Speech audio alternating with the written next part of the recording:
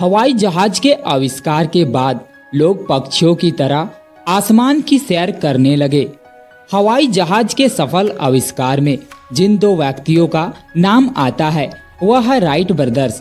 लेकिन दोस्तों, हवाई जहाज का आविष्कार बहुत ही चुनौतीपूर्ण काम था। राइट ब्रदर्स से पहले कई आविष्कारक इस काम में लगे थे।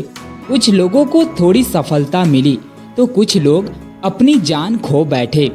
आज के इस वीडियो में हम हवाई जहाज के आविष्कार की पूरी इतिहास जानने वाले हैं, इसीलिए इस वीडियो को पूरा देखें और ऐसे ही वीडियोस देखने के लिए इस चैनल को सब्सक्राइब अभी करें। पहला प्रयास, पक्षियों की तरह आसमान की सैर करने का।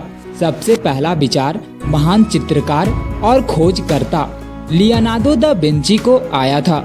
इन्होंने पहली बार उड़ती चिड़िया को देखकर इसके आकार जैसा लकड़ी का फ्रेम बनाए, जिसका नाम द फ्लाइंग मशीन रखा गया। पहली बार इन्होंने ही पैराशूट का चित्र बनाए, जिसका इस्तेमाल आज के समय में होता है, जिसका आकार पिरामिड का शेप का हुआ करता था। इन्होंने अपने हवाई सफर के सपने को पूरा करने से पहले 1519 में लियोनार्डो दा विंची की मृत्यु हो जाती है।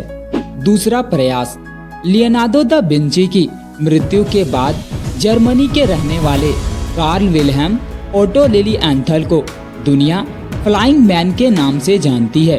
इन्होंने ही पहली बार ग्लाइडर की मदद से आसमान में सफल उड़ान भरे थे।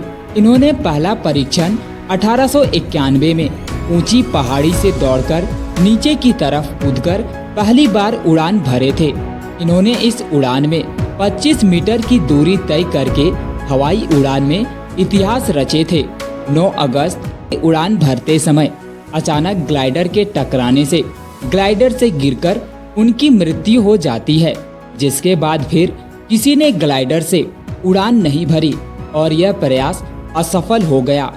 तीसरा प्रयास, ओटो लिलिएंथल के प्रयास के बाद हवाई जहाज के आविष्कार में मुंबई के जन्मे शिवकर बापूजी तलपड़े का नाम आता है, जिन्होंने हवाई जहाज की कल्पना की और दिन रात कड़ी मेहनत करके आखिरकार 1895 में हवाई जहाज का आविष्कार करने में सफल रहे।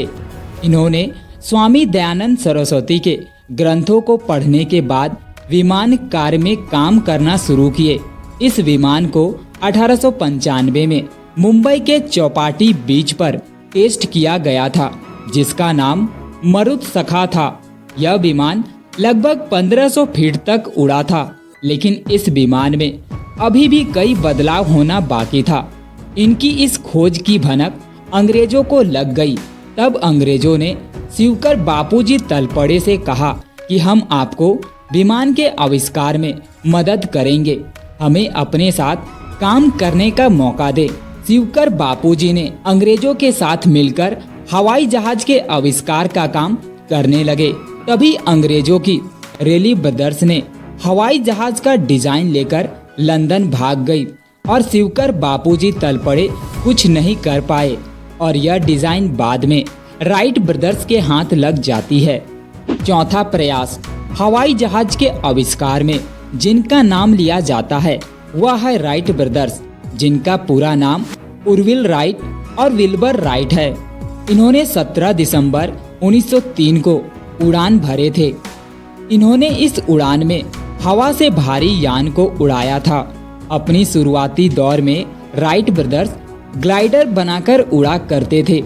ग्लाइडर से उड़ान भरने से ज्यादा कठिन उसे नियंत्रण करना और सही जगह पर उतारना था। इसी मुश्किल को इन दो भाइयों ने दूर करने के लिए कैरोलिना के एकांत इलाके में जाकर ग्लाइडर की उड़ान का प्रैक्टिस करने लगे, जहां उन्होंने एक से बारीक एक चीजों को समझा और 1903 में इंजन का प्रयोग कर एक जहाज बनाते हैं, जिसे मात्र 6 सेकंड तक हवा में उड़ाया गया।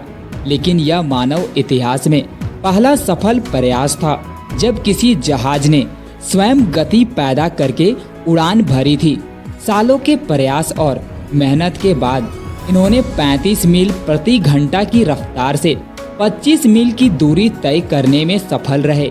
इनकी ये कामयाबी के बारे में किसी भी लोगों को पता नहीं था। साल 1908 में विल्बर राइट इस जहाज से फ्रांस में 91 मिनट तक 52 मील की दूरी लोगों के सामने तय करके दिखाए, जिसके बाद लोगों के लिए भी पक्षियों की तरह उड़ना आसान हो गया। उनके इस प्रयास के बाद कई पुरस्कार भी दिया गया। 1909 में राइट ब्रदर ने वर्जीनिया से नॉर्थ कैरोलिना तक लंबी दूरी तय करी और बाद में 15 जून 1919 को पहली बार कैप्टन जॉन अल्कॉक ने इस हवाई जहाज से अटलांटिक महासागर को सफलतापूर्वक पार किया था, जिसके बाद लोगों को भी विश्वास हो गया कि इंसान भी आसमान में उड़ सकता है। समय बदलने के साथ साथ हवाई जहाज में कई बदलाव होते रहे और आज के समय में हवाई जहाज यातायात का प्रथम साधन बन गया है।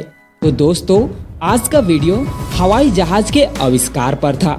आपको यह वीडियो कैसा लगा हमें कमेंट सेक्शन में जरूर बताएं और ऐसे ही वीडियोस देखने के लिए इस चैनल को सब्सक्राइब अभी करें। फिर मुलाकात होगी अगले वीडियो के साथ।